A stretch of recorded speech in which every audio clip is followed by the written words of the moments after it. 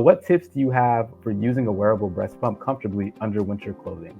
So the big tip with that is you need to try the clothes on beforehand. You need to know how your pump is going to fit. And a lot of us, as we're coming into the holiday season, have like specific outfits that we love to wear for specific events. You might want to try that on and see how it works with the current bras that you're wearing for pumping. How is it working with your pump? I know that it can be hard because sometimes we all have clothes that are our favorite and maybe it's not necessarily pumping friendly. I actually did not find pumping in winter clothes to be super cumbersome because I love layers. Layers are going to be your best friend with pumping because you can put on something that's light and stretchy as the bottom layer so that you can accommodate your pump, and then other heavier layers to help keep you warm. One of the big things that I found personally when I was pumping in the winter was V-necks are not necessarily your pumping friend. Even though they are very easy to get pumps in, they're also very easy to get a nice draft going into your shirt, and cold does not equal good milk output.